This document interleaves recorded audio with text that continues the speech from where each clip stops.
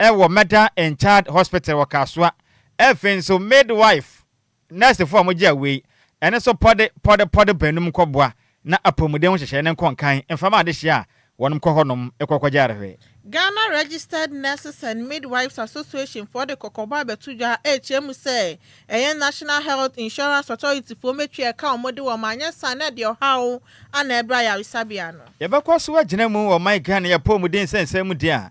Mahye badwane edema de hye wonom ego Madina. Oniminyamfo Francis Xavier Sisu ede adesre ede ato o my Ghana. Osofo no na wo hwe o manya pomuden so anim say obesere na da pantan ana afiso dam fakrodua no.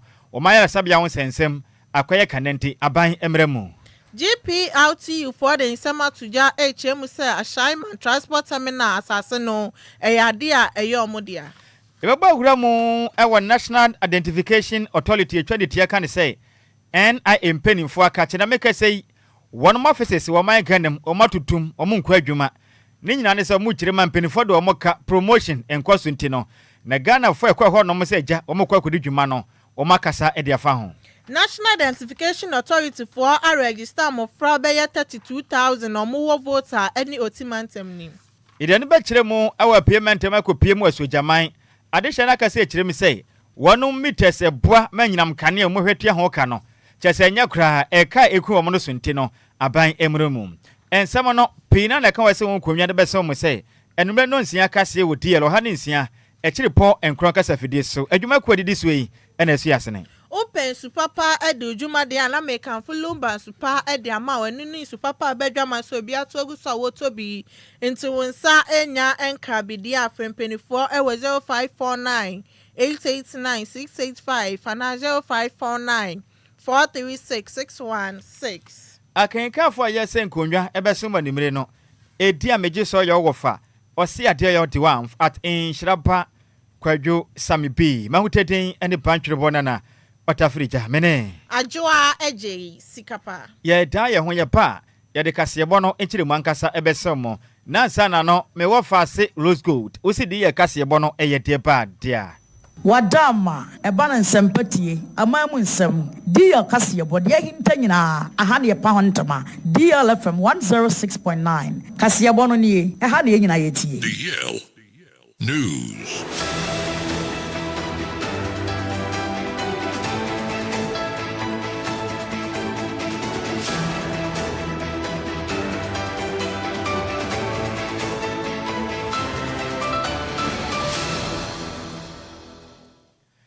Yamamo akwaba afitu milika ne hia yen ewo Facebook and FNC YouTube na yemfa kaseyebo no enchiremu ensomum ye hia kaseyebo na se e de fri o my Ghana apomuden ensensemu na osofo no na ote o my Ghana ye pomuden ano yoniminyamfo kwabra minta akando onu kure ya nso no ya de hia wonom ewo sehwedwabo so mahye betwani ode adesere atudwa echirim se no animu yadam empenifo mo na wonom imposti medical doctors pode basa omun konkwa ye adwuma wo meda and child hospital wakaswa na afin so nurses o moya midwife fui ene so pode benum 5 kaka omun no munya adwuma de na mo asebe ya apomuden ya sebe hormone no ne ma be konkan ede ama wonom ene dua yi eye putupuru ensra hwe okoye no wa mo ayarsa bia no penifo bia ma ne no mu kire mi sei ebeto odwa nansan yi sei aba obi ne den de Abigail Pokua na wafa afuru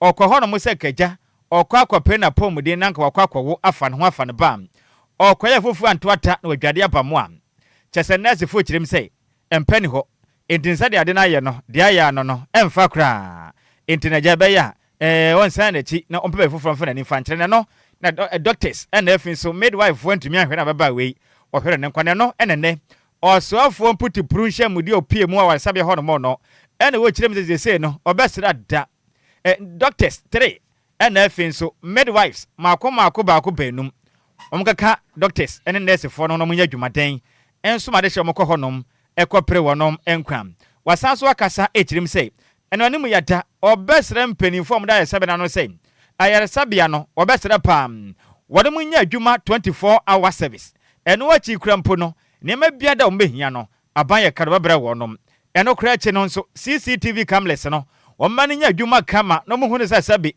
obi di mantro asem obi ya de bia nsem fata etimi ache no memra enna de sade se o kire mam obesra nurse for doctors and midwife for no ebi o mo kwa adwuma a wonu mudin ese bobom ntade anim o mo nya ne sa obesre enso ma nya adwuma se ba ye obi di bone a sabi nipa bon sem cheche din ye hu nipa kura otu sa na mo bon no de sei etun sentrefo anim. They made me aware that they are overwhelmed and so they need more staff. So the problem they enumerated, those I can solve instantly. I have directed that about 3 medical doctors should be posted here with immediate effect. I have also directed that they should post 5 midwives to this facility. I have also directed that about 5 of their orderlies must be mechanized with immediate effect. I have directed that they give me a list of health equipment, medical equipment, that within the next 24 to 48 hours we will supply them, and a number of issues that came up. I have directed them to make sure that from tomorrow they start changing the narrative at the mother and child. We must see people responding to clients, patients at the entrance here, directing them where to sit, engaging them. They must make a senior health professional available to patients where they will, direct them where to go and what they need at the facility. I've seen their cameras, the CCTV cameras, that they should make sure at every point in time the CCTV camera is also working. I took notice of the fact that there were a number of health professionals who were not wearing their name tags. I have admonished them, I have encouraged them to do that. Any awoti ye eyoswafo no ene wo hwe omagana ya pomuden eso ne den ede onuminyamfo kwabra minta akanto na enwachi ana Ghana de hye mokọ Mother and Child Hospital wakaswa enibi ene nsantrefo de yakasa batwe kwa mu kirim sei kyese bi mu kura kire se nurse fo ne bi pa ne midwife fo no wane money monso ani ukọ hono mo asabe mu mfi ukura omohwe watade ye hyew ene wano kasa obi kura tumi enu kabrofo na se obrofo nye pasi wei onye kwahwe aban mu nya no nam hodom yemfi no saa na ekoso am ebi kura mpo kire se nurse for ne midwife for ne bi boadwumadin ye pa enti on behia sa ban ebetumi ahye wode mu kura ne obi so aka se kire mi sei ade ba ko a eko etia Mother and Child Hospital no eya akade ni senti empe ne ho ntina baba wo a okwa akwa wi ofiri mum enti aba mo na akade asabia ne pe no on fama wo no that happened to pass several times. That was last month. Me that will be seen. And me say so free. Or say oba me den chat ni Nhyiraba be wu. O ma dey am Nhyiraba. Sa de na eta si pan pacho pan for mu kasa. Me see the work and no meeting say oba na me dwani ba nti utale nde intana me dwani ba nti for mu kasa pa mu nya serious. What I say. Mo mu twa say oba obi di we chance na o mu adu be cause. Sometimes oba mu show appearance. O mu bisa English o say English is very poor. No ma so my o me na ma. Nti mu for mu kasa ma a new hospital in here, we provide them all. Because I can say, I'm almost sure for be free. Didn't have a war, and it's time from so far, young gentle. But the hospital in here, yes, Slamo, Monfama, no more yet to your mama money to where me Ted, maybe so far. And with the system, the way I improve it more than me first, and you been here, equipment, no, so equipment near enough. Yeah, because with the incident here, now issue was the bed. It is a bed issue. You should provide more so that incidents will NCB. Now, what's a man? Say, Acadia and a nurse for midwives and nephew doctors be here. A buying fanco, Nemoa, no, how I could do a course or no. A tour in Chaway, a your man gonna this year. One a quaquajar rene, a Mother and Child Hospital, and no work as well. And I would take one any. Yantua Cassia Bonne Sony and Coswa, Engineer Mo, our Pomudihon, and Semana Ghana Registered Nurses and Midwives Association. Eden Sam at the Alberta National Health Insurance Authority for NMH, say a call modewom, a fiti obubobo some 150 million, a dionunum nimunon, a yadio munchia and fema or mania sad or more bomb coco. So much in charm when Nasaka eka ho diane jumedia no kosowaya sabia no my Ghana muno. A bet to me, I confirm me a panomon and some for church common. Ewa Abraham launch Critical Care Awareness Month, a Critical Care Nurses Association of Ghana for. And I organize here and they are walk to Nimabo so many there also a year do 9. I want Fimpi Mienuni a Dionys Haimu and a first vice president. the Ghana Registered Nurses and Midwives Association Akoglu Samuel Ekasaye Echemu say Osha Sanya Nyama Esifa Kona Fiti Obubu Obosome won fempem yenu ni aduonu num ni mu a National Health Insurance Authority for entry omokana na eha adwen ekoba san so na dwumadie so ekoso wo honom na ntimi enkoso ye na wa wo hwe so obi beba yaresabia so oba beja yarehwe na nurses for wo honom ntimi enhwe no na cheso no so eda honom sa ede ohaw ana bebra man Ghana nte ya National Health Insurance Authority for emomode so metimi acheska no. I was telling you about health insurance November last year. So what do you think from December to what are they using to run the hospital? And let me put this correctly. There is no single amount going to the health institutions from government of Ghana. It is what the hospital generates. That is what they are using to run. If there are monies moving from the ministries or from central government to health facilities, they are project funds specific. They are not for hospital service. So the money generated in the hospitals is what the hospitals used to run. So if you don't pay them for this lengthy period, what do you expect them to do? The suppliers are chasing them. Work that need to be done in the hospital, basically they cannot do it. Nurses, we have a good strength of our conditions of service to be catered for by the IG, on-call facilitation allowance, and many others. All these are hinged on the IGF. So as a union, if we don't speak, we are only cheating our members. Eniya utiye Akoglu Samuel no ana first vice president at the Ghana Registered Nurses and Midwives Association. Yan toa kasebon so yanko so anyina mo Ghana ya pomuden esensemu mahye badwane edema de hia wonom ewo Madina abatompesu aso yonuminyamfo Francis Xavier Sesu ode adesra ede ato osofo no ene wo hwe o Ghana ya pomuden esom onuminyamfo kwabnaminta akonanim sei obesra na da pantan ayaresabia ana afinso damfa ayaresabia no sede aye no nyankopon anim ni ene abonsamatiko ensani chese aye kontebe atete apansam pam iti obesre omanani enkoho no pam mahebadwani echiremi sei enfie pi ntamuni na ayaresabia impenifo si ye nanso se omeye nsiesie pa ho no mode akwakoye boachi bidin abanpa na abanko abanpa na abanko sabi omwatwuma ne sabi ene epeni bone wayi mframa wodwem obi ampa ho asem mu akra o decided to dwamla na wonom epaw free primary healthcare eye po dwumedia no o Madina idwem honom no numenyamfo Francis Xavier Sesu echirem sei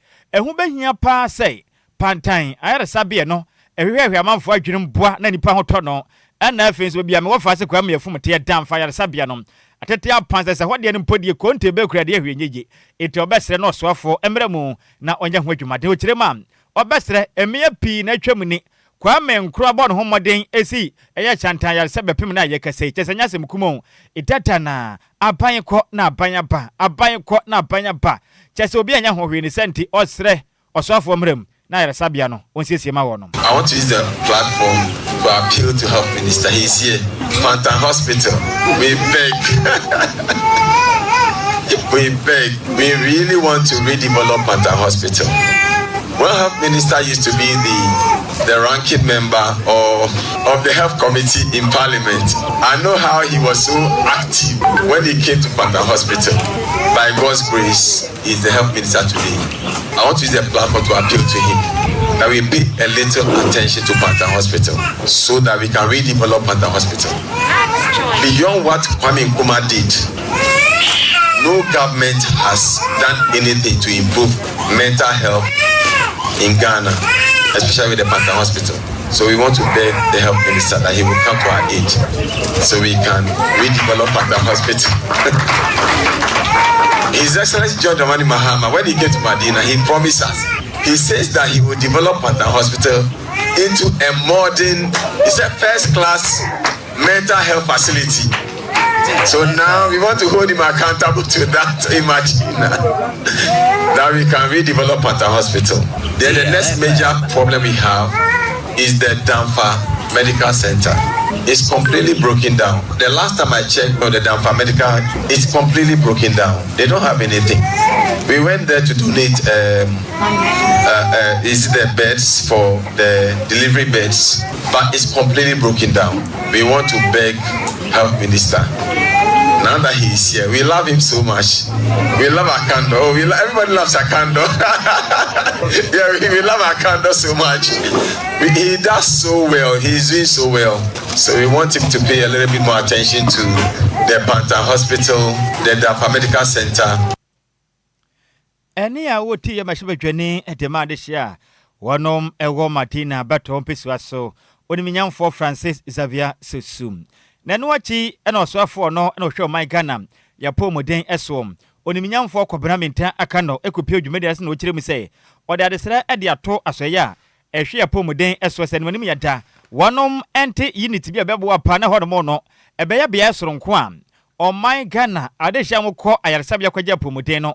Mobetume eden sema hamo akokoto omanim ochirema mpempi obi kwa resabia obekono na nurse for doctors midwife watete wonom na nso no mukasa bo akomu yemti no opese wo boa na ne mabia tete o my Ghana de hia wonom ekoso mokwaja rehwa doctors nurses edo mofamu no wombetumi aka o masem akire mpanifo werim na boa Mamuso to one among Hakotua, Equity Ghana de Shomquire Sabiano, Eto Etumi Echa. Client services is becoming a major concern. Yesterday, I saw a video circulating widely from allegedly coming from Takwa, and so it's been in the system for some time. And so I have directed the Director General that we give it a critical attention.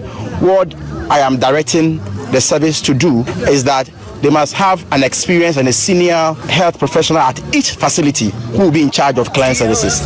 So that person, or even if it's a department, they will be liaising between the client, the patient, and the health professionals. So it is something, that's why I needed the Director General to hear. Once I say it, it's up to him to implement it. And so this is something we are going to do. It's becoming very topical, and you must listen to the people. I think that it's about time we get a whole unit, a whole department in every health facility where we will have a senior health professional who will be liaising between the patients, the doctors, the patient, the nurses, the patient, the pharmacists, so that if there are concerns, their responsibility is to be rolling, up and down, going up and down to touch every corner of the facility, making sure that every patient who comes to the facility is well taken care of, and he will understand the language of the health, because he or she will be a health professional himself, and he will be a senior officer, so he will be able to direct the junior ones and his colleagues. And so it is something that we are going to take it up, and we'll also be investing in capacity building.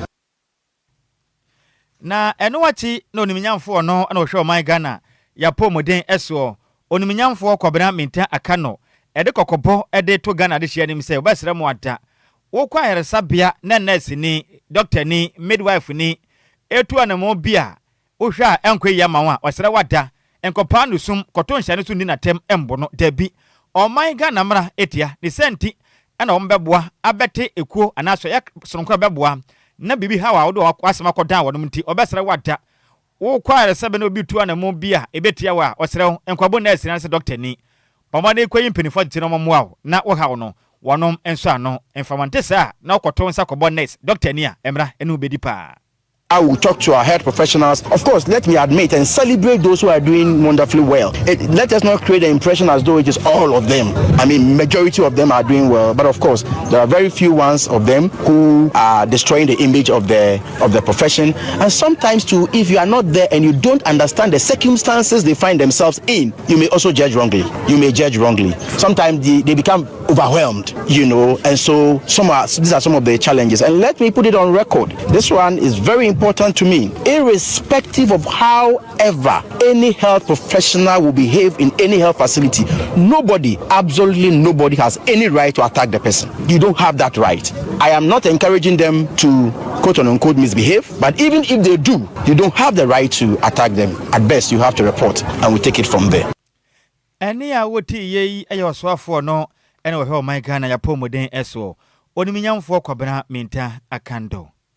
Yentwa kasebone so na Ghana Private Road Transport Union for etwanity friend GPRTU branch no ewa Ashaiman akasa chemu say Ade anipa no bi echema municipal chief executive for the Shaman ana share dan yo bubu a eno no members omuwo peaceful settlement association nim na omu chema no kraba kokrampo enim na adwadifo no ye cha asumdue wom echemu se ade asane niema esifa akwa asase na ye omo dia a omuwo document ahodo nkrata bibia echesa asase no omo dia na so ade ayetu wom ade afri asase ne so a omu chema Ashaima Municipal Assembly for your majesty somebody asase no ama private developer a bibia so echesa omuwo nkrata omo so no betimi achesa asase no omo dia ade ansem ne kra court ne ade na judge for aka ho asem na so Ashaima Municipal Assembly for your majesty somebody asase no free omo nsem a sese kra omo kasa na ade omo shops ahodo ni na yetimi age free omo nsem a ha adwinye papa na omo ne nsem twofo adwetwe nkomo ana chairman Ashaiman highway and trotro branch no Ashaiman GPLT for ana omo kasa ye no mu chemu se ya de se ne nema esifa akono omo nyanto boase no omo so enti omase ne ye Isaac Agama ono ana ye oteteneni de maekuo no kasa ye echiremu se ya de union no ene assembly no ana aka bom se ne be yo mbeye nsiesie wa asase no so se ne be yo omo so no mbetimi ahwe so omdwumade ni na ebetimi akoso na asase no 0.91 acres omo hwe so omo so nkombe siesie ona station na ye kama no omo so akọ ne abo omudi eni dwumade omudi wo honom no bibia betimi akoso. We are here this morning about a video circulating in the media with a false allegation claiming a piece of land which belongs to the GPLTU. So we want to clear with the air. The GPLTU, Ashama Highway and Trotro branch, requested the land from TDC in 1985 and was allocated to GPLTU by TDC in 1986. Right of entry was given in 1987. In 2008, a group by name Peaceful Settlers Association came in and approached that land, claiming ownership of it. GPLTU took them to court and later involved TDC. We battled the case for almost 20 years, and judgment went in favor of GPLTU. They appealed to the court, but the leadership of Peaceful Settlers Association later came back to us that they have accepted to the judgment of the court, so we should develop the land and rent to them. All these discussions went on at the Ashama chief's presence as the mediator in both parties. The chief again went with both of us to TDC, and we all agreed for demarcation, which TDC did. Peaceful Settlers Association again put their judgment acceptance letter on their association's letterhead and served GPLTU. The chief and TDC on the 25th November 2024, TDC responded to their judgment acceptance letter and served as a copy. GPLTU responded it on the 28th of November 2024 and served both TDC and Peaceful Settlers Association. The demarcation was done in the presence of the Ashama chief and his elders from the palace, GPLTU, and the leadership of Peaceful Settlers. Eni ya wuti ye Isaac Agama no ana ye otitineni edema Shaiman Highway and Trotro branch edema GPLTU. Yan to aka se bonu so na yenyina mu emfama dwumakuadin de wo mudin so National Identification Authority etwaditia kan se NIA ene Ghana ka de kitakita ye ni wonom ena mo ye se adwuman na adwumayefo no meka sai wonom kokoa pai wonom adwapam Endrada na wonom eti atua se ne adwuma no alata momoi enya de ombekọ adwuma kram efri se empenifo de wonom agura to prepam ede adea wonom aye adwuma ya musika akem empenifo ntua entamu kirema zade ya kore sekila ntua de a ena kida wonom ankasa nkwa na adwuma na paso makoye adwuma de anka aboa bi enche omonwe kura ntemeka se wonom titifi a wonom kọ adwuma Nedua ina dia kasebo ekwepie honom ekohwe yese na adwumayefo no masa ba adwuma empenifo no makasa matia se na se dada na modasoa eti atua dia kasebo ekwepie mo ye NIA omoten akase wakra parliament mo regional office ene ya watai kotoduma bosme tosudu 9 ewo mfimpi minedunu edunu siemu a wama pono no penifo tutum e kire din che se enkonwa bibia ho nyina ye din canopy hwi ni babia na no na de ye kasebo ene adehye a wonm kwa wom se nkaja wom kwa kopa Ghana card e kire kwan twetwe nkomo na bi mu kirem se ede adia ada na ekosui ye tuo na mo Africa atenten aba ye baba pa Ghana card na e kire din enti wedi enkwaye kram na adwumayefo no kura kirem se woma ye adwumanya asom empenifo da adwumanya no busum bia do maketua bom de men se peche ne kom ede adwumayefo mo wofom eno wa chenso ebinim kura promotion mpenifo atena so enko ba bia eteni ye hene ne ha adwuma no mo nya kura na de sha mo je mre ne di ye kasa twetwe enko mo kirim se asem we ha twen ne santi wo mbesra ban enmane mu ya da ebisade a adwumayefo da to mani mu no onte na so pam no nya fama wonom ebi kura kirem se wo mbesra adwumayefo no wei enkanya mansotwe wei enkanya fietena moya ne se apɛ na Ghana fo apɛ Ghana card moto aye hyepa ne senti monkoye adwuma na moni aban enkwese nkonwa abotira kwanso kakran na bantem ase na mapɛde no onfa mo na munya isa mbetena fie ba ne se apɛ na wo mkopɛ Ghana card akire kwan no na wo moto aye hyepa. The government should meet the demand of the people. They should try not to bring back the people. Also, just make sure that the workers come back to and give them whatever they want. Because the people also need the Ghana card. In Ghana, I submitted my letter here. It's a long process. I have to go and come back. So all I would say is that the government should meet the in fulfilling some demands that they want. However, considering other institutions who don't go to strike, who still manage the situation and their right are still met, I think that they will have to go to the negotiation table and press on at that stage than taking the whole country hostage by cutting off their work time and leaving the offices empty and getting clients and for that matter Ghanaians stranded all around. I personally think that is not the right way to go. The right way to go is to gather at the table, see the necessary authorities, fight the cause of fighting that direction instead of keeping all of us hostage, because we know they are playing a major role. And when you look at the science structure, I may not know the details, but we think they are better off than other institutions and other organizations. So if they are still fighting for more of the cake, what about those who are very low under the belt, those who are low in taking salary wise? So we think that they will have to come back to work and go to the negotiation table. I think that will help all of us, because a lot of people are running to the offices who need these cars for emergencies and etc. And as a result of their actions, these people are losing out. And we think that it's not the best. However, we still encourage governments and all other stakeholders that are playing a role to attend to them, to listen to them, create time and make time limits so that we can all have better resources to access information. 106.9. Eni ya woti ye eyoma Ghana de hye ne wonom eko NIA office kwakope Ghana ka de kira kwa monsanka ena wote wonom adisiri Yentu akasi abone suni enjina mu ewa Ghana card ho sensema na National Identification Authority for a register emofra beye 32,000 omedi eye infrisha no beye nsia ene eye dunan a omo voter ene otimante ni me no ekadwumedi a omu di so omo bema eye Ghana card e de ama amofra omo so no omo susa na sa adwumedi e hya ase eye kotoni maboso me ne de toso enum e won fimpi mienu ni aduonu nsie mu omo hwese amofra medi mfinhia ne nsia ekosi eye dunan no omo so ensa ebetimi aka Ghana card ni bi na ekoba sa adwumedi bi koso abem omo so no benya akonya no etimi akoye bi no omo ne nsamtwefo atwetwe nkomo ho ene ya wo eye kotoni mabosum ni de to su dunan ana executive secretary the National Identification Authority eye Wisdom Kwaku Deku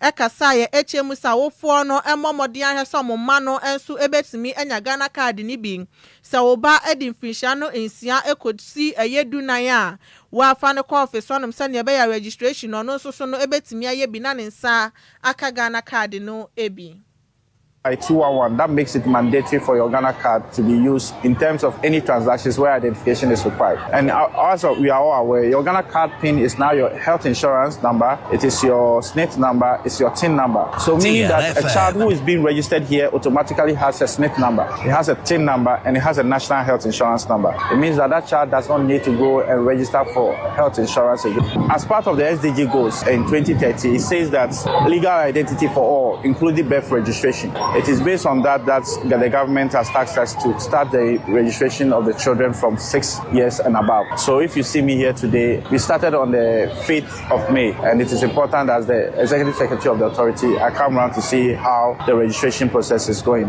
We are not going to end there. It's a nationwide that we are starting. We decided to start from voter and OT. So from here, I'll move to the OT region to also check to see how the registration is going on. So far, it's been good. DLFM 106.9. Any outie a wisdom kweku deku or no and a executive secretary at the National Identification Authority.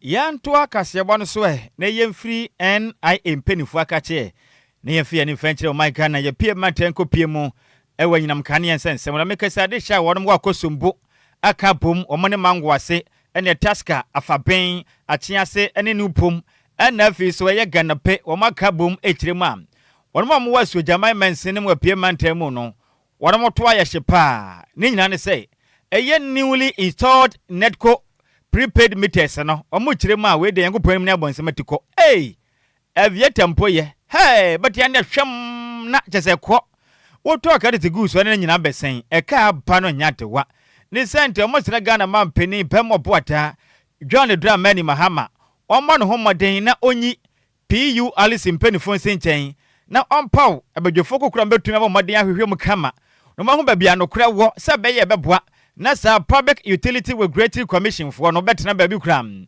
na se ko for no enhwehwe ka do bedje wo moso no na mwa wo no kram eko ye kire mu se won ba moden e petition ekwada na osoafo no e na wo hwe o man Ghana nyanyina nkanea anase ho de sense kire Mr. Energy Minister and the Green Transition oniminyamfo John Abdullah Jinapo and efinso Voter River Authority mpedifo nyina se hu konwam se wo hwe kanea bo pa omutua ne potemo na mo pa bosome a ade adea so tell wonom chesamo shadam fanyinam kanea mo bra pa bia nanso bosum bedu na kana muntumi ntua entomuntu ho anamo enso mo aka woye ye bode nensem we mo no ana openi pe de koya no ene nsentwerefo di nkomo ne duai eye Michael Wolanyo aka se kirem sei oha na mene won aye kese ya pam aka na nyinam kanea bo mutua ne agi bum omuntumi ntua eka na ya kese ya pam mo kirem sei emi bla twa mo mpo no na nyinam kanea bo no mita bi abai na mutua 250 Ghana a month o matesa ye pe ene kwa ye nante Ghana chese abai na twom adimfie pini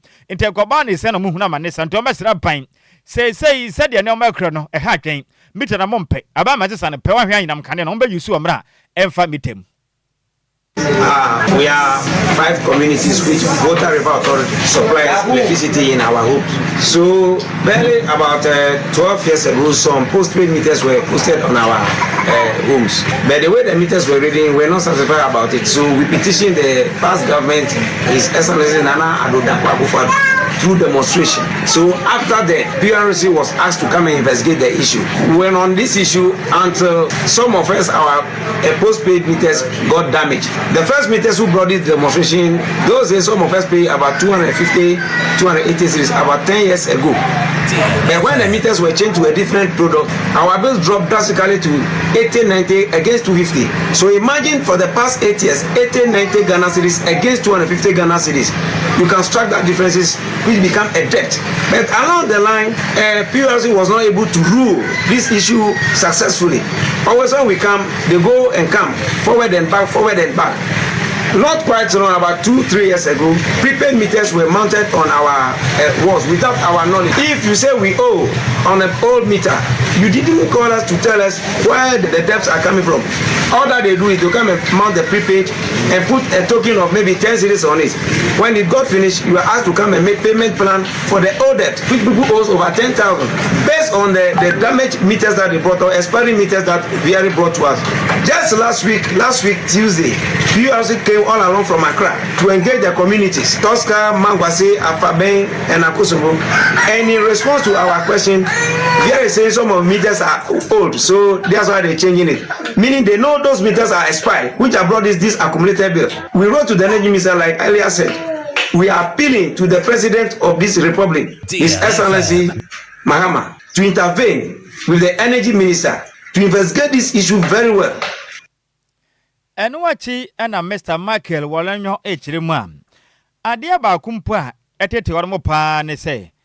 Just say, oh, one ma okoto ye enyinam kane ya. Obehu ana mpenifo atew 50 Ghana cedis. Ade ya mo say a service charge. Ede service charge na no. Go hwehwe wo message ne mu so mo kira say service charge na 0.00 so mante. Na so be no mate. Eno ye kro no bo mu hu ne say mpenifo wia wo no mpa na enyinam kane aboni ntumi nto.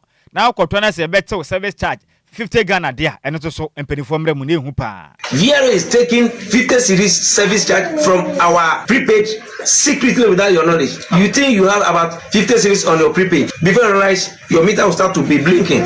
When you're going to buy power now, they will tell you, they will set the power for you and you write 10 series 73 pesos on a receipt. But when you're going for your statement, as I'm having here, on the statement, service charge is 000. So we think something is going wrong among the technical service. And we are appealing to the government or the president and the energy minister to institute an independent body, underline independent body, excluding the PRC, to revisit this issue. We are not a violent community. We don't want what's happening in other districts, other regions or places like Somalia and other places. We don't want it. We all want people here. So our appeal to the government is they should investigate this matter once again, excluding the PRC. Independent body, like we mentioned, should be instituted so that we go into the matter once again.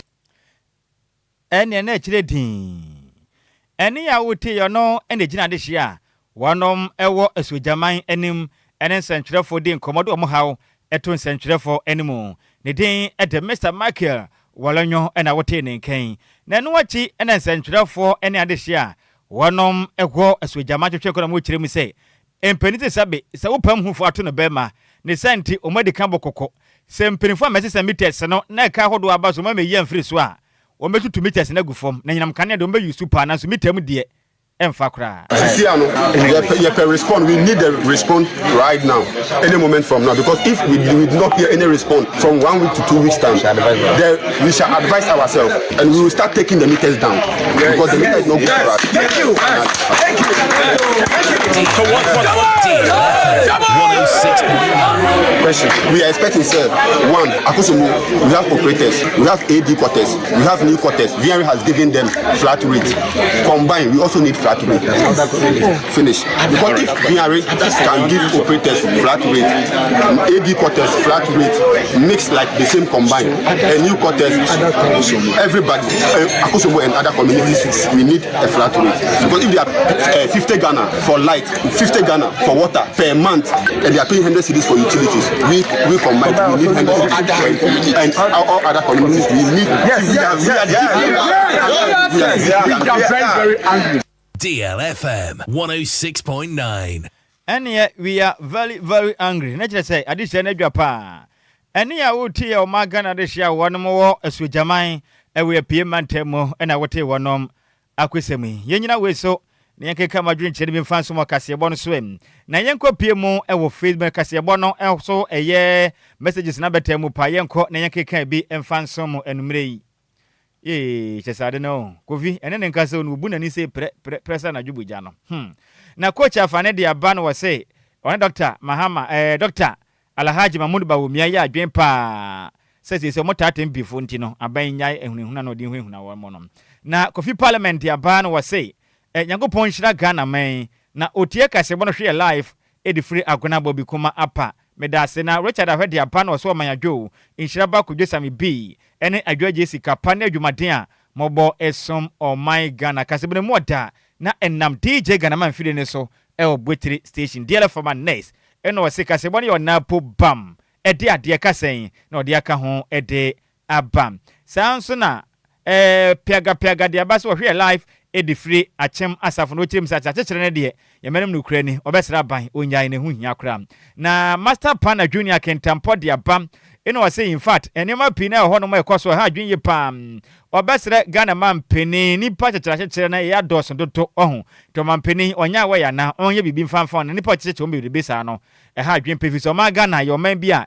eye kabinam kabia mamuo ene ebu eba ne sai ha adwen nti abanhwe na onye hu bibi emfa ne kopɔ ya adoma 2029 MPP ebeje Ghana de so ene ye moma asema we esi eno ana no kasebo ne nyina we so ne emu no kom say pon na anem say under 17 ya national team no ene wono mu gina kono match checheche enti meka say mo fa asefo na lazy amiem kwema efum ofia Bismarck man bize wasan den efre no owo ahene e champon kwaku banie e wofie ha markese e wo ha ye hwe ne mu say odisika bante ene mo wafa ase aye say man no de otumefia ma be 3 days no mfe e man no wieye JC beba na Obora man the infant Englishman and if you cannot utter beka ho na the live commentary dwumadie no aba abesomo na Kofi Boame afiba ede